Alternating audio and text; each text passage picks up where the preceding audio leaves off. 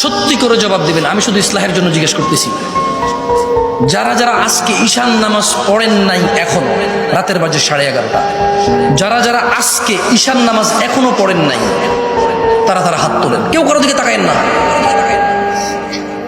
কেউ কারো দিকে তাকায়েন না, সবাই নিচের দিকে নিচের দিকে তাকান। নামান, ওয়াল্লাহি যা আমি দেখছি,